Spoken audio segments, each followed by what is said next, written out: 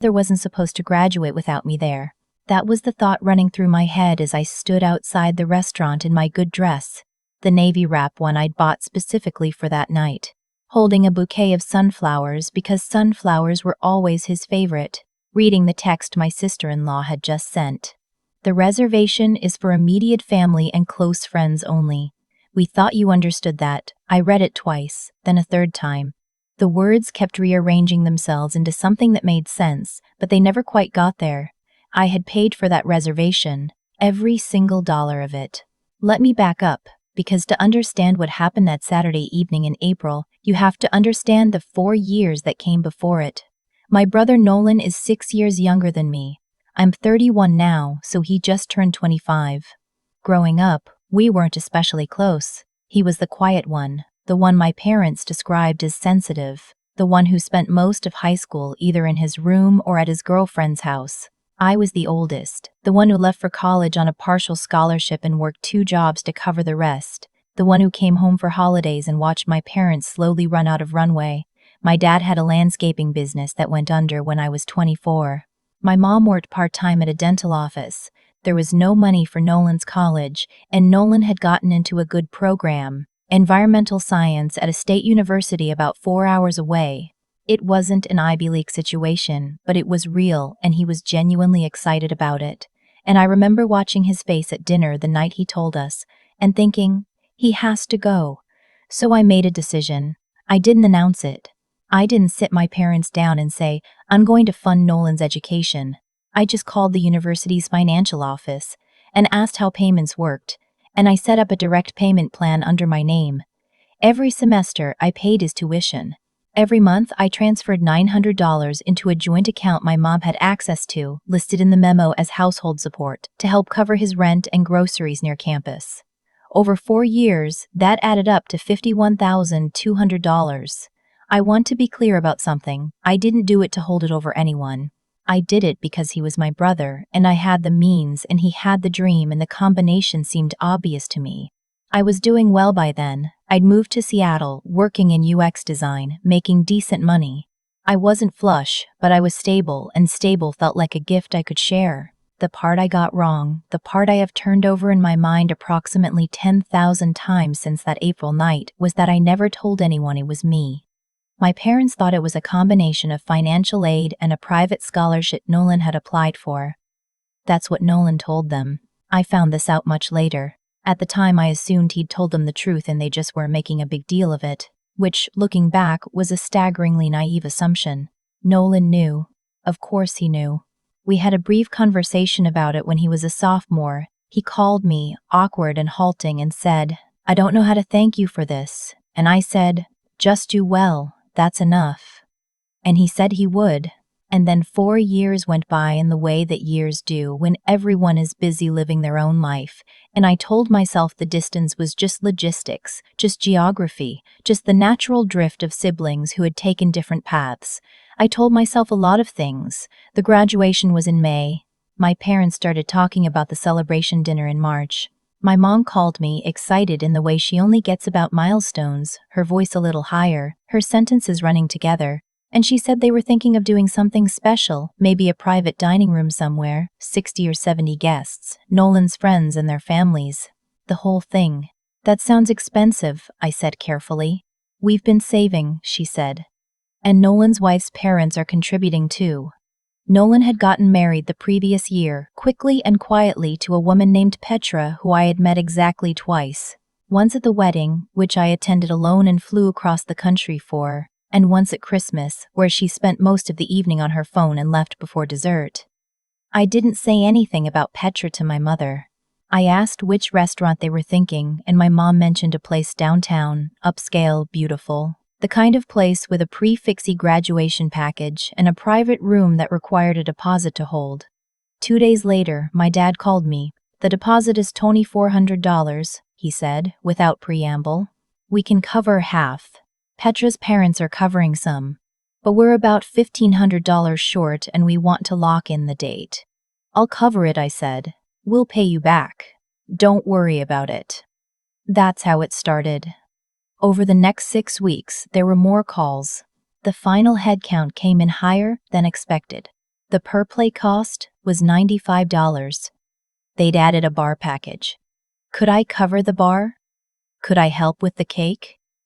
The florist had a minimum order, and the arrangement my mom wanted was $345. Could I put it on my card and she'd Venmo me? She never Venmo'd me.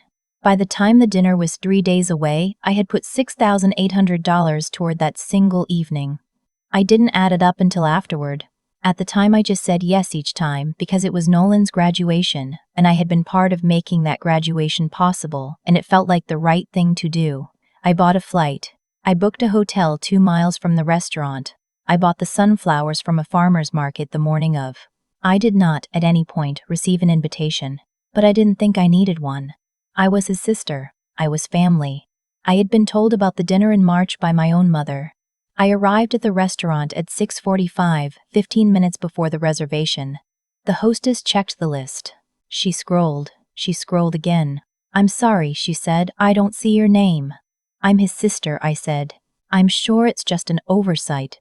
She asked me to wait and she went to find someone, and while I stood there in my navy dress with my sunflowers, I watched through the frosted glass panels as people I didn't recognize filtered into the private dining room, laughing, dressed up, completely at ease.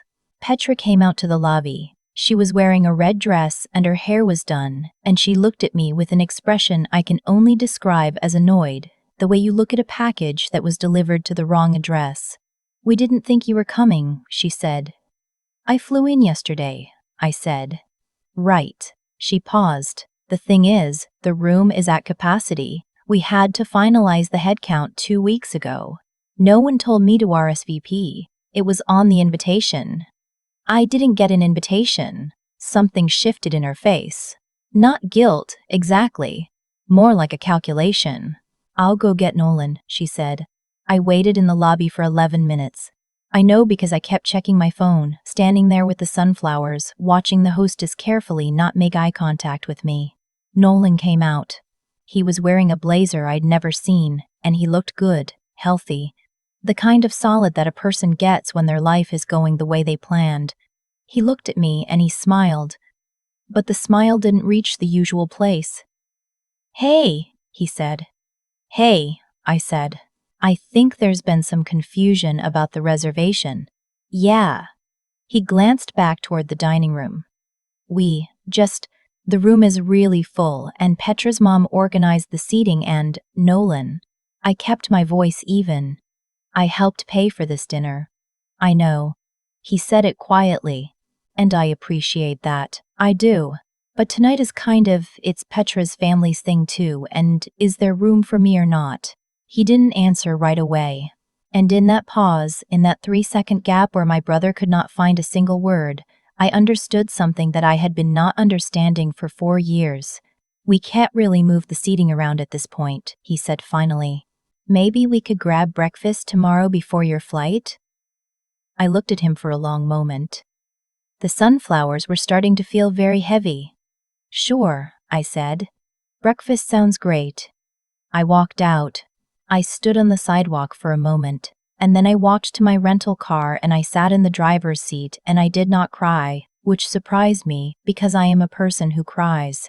Instead, I felt something go very still inside me, like when the power cuts out in the middle of the night and you wake up and the whole house is suddenly silent in a way it never usually is. I sat there for about 10 minutes. Then, I opened my banking app. I had set up an autopay for Nolan's final semester tuition.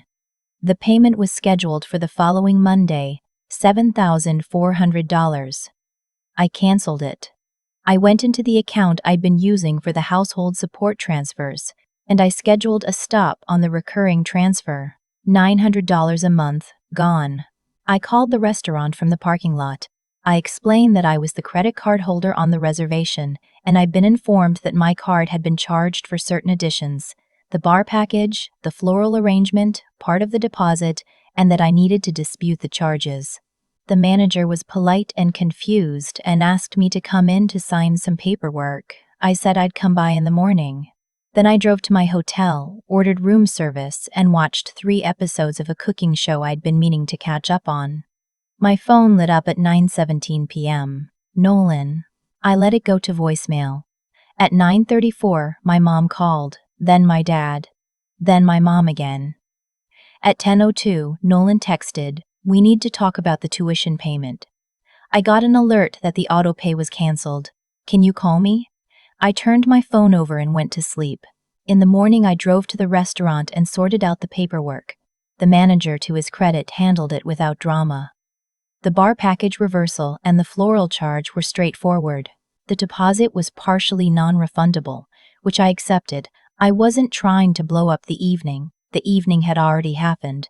I just wasn't going to keep paying for a table I wasn't allowed to sit at. My phone had 23 missed calls by the time I got back to my hotel. I sat down on the edge of the bed and I thought about what I wanted to do. Not what I should do, not what the right thing was, not what would make everyone comfortable. What I actually wanted. I called Nolan back.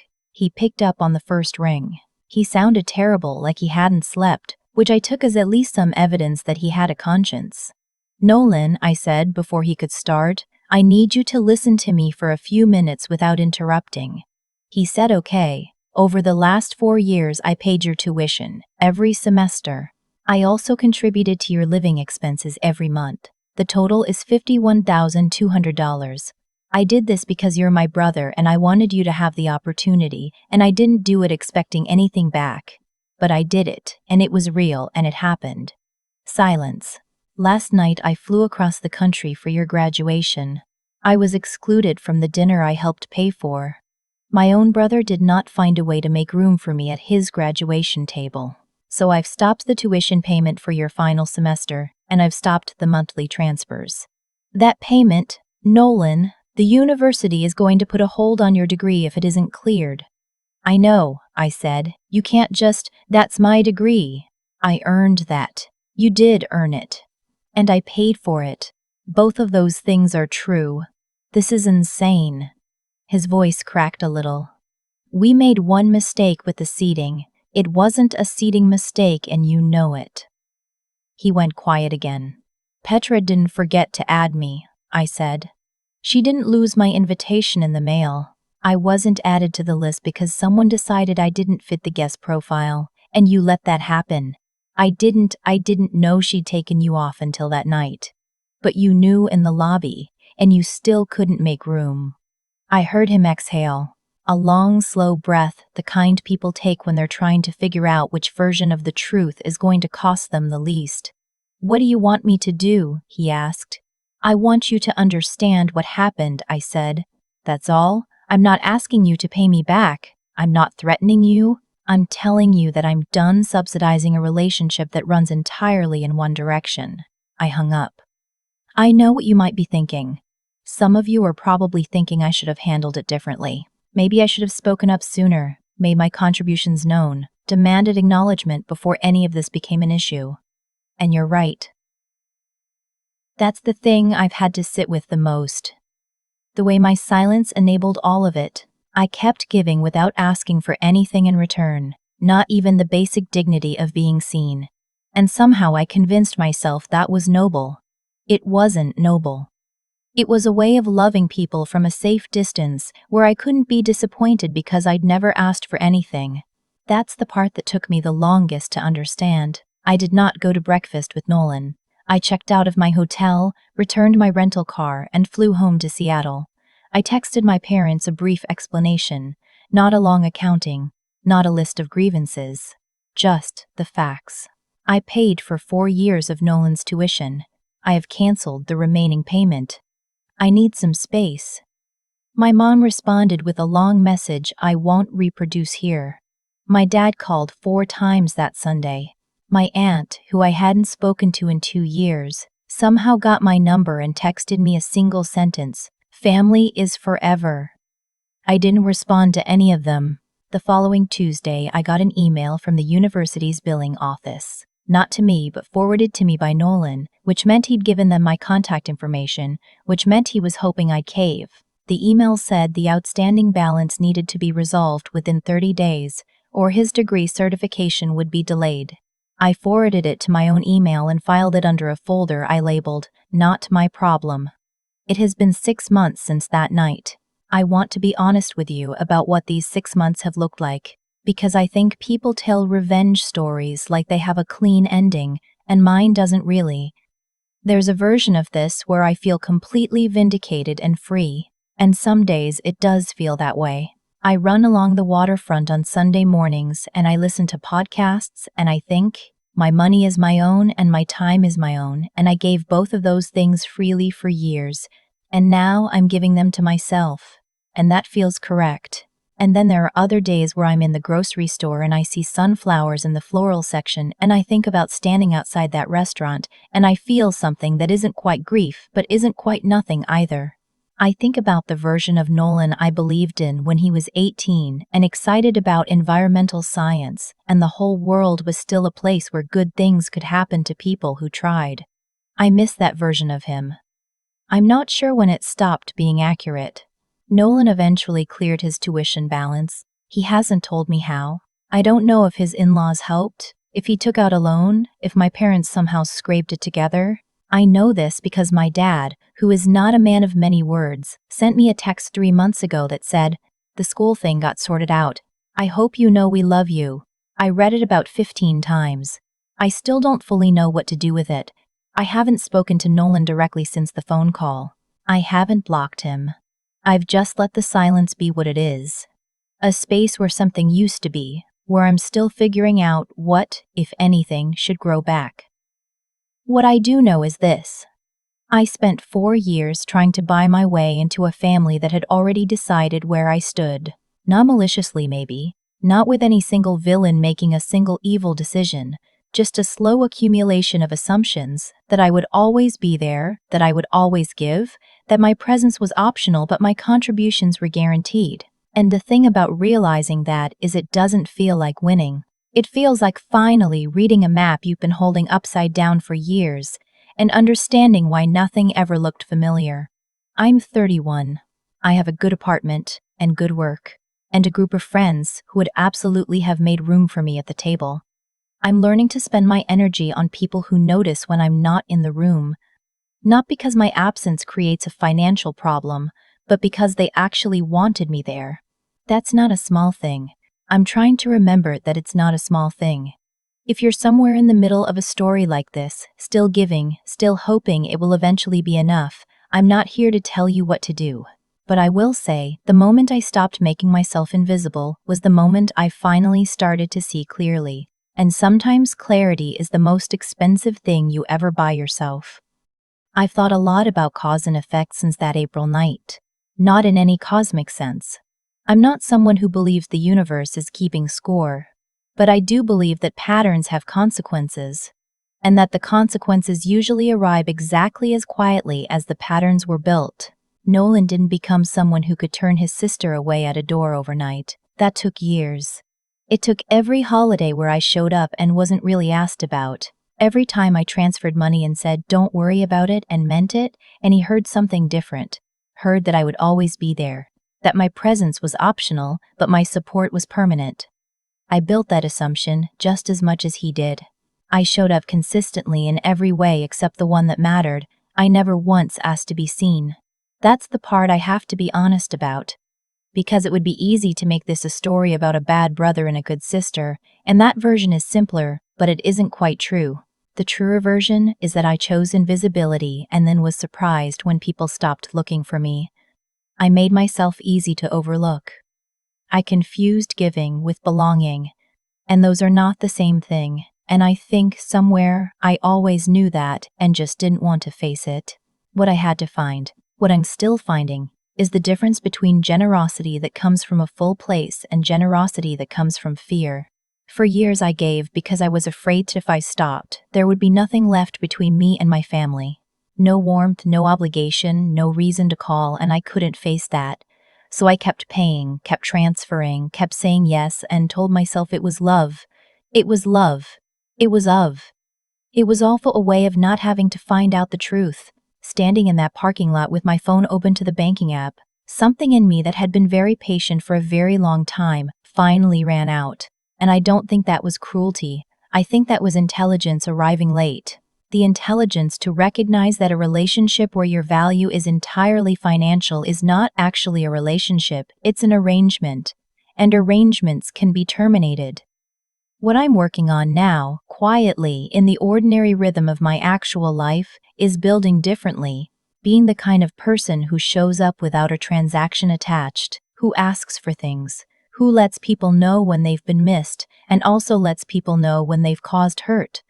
That last one is new for me. I spent so long absorbing things silently that speaking up still feels like learning a second language. I understand the grammar, but I still have to think before I speak. Nolan and I haven't talked. I don't know if we will. I keep that door unlocked, but I'm not standing in front of it anymore. What I know for certain is this. The moment I stopped making my contributions invisible was the same moment I stopped making myself invisible. Those two things were always connected, and reclaiming one meant reclaiming the other. That is not a small thing. I'm still learning that it's not a small thing.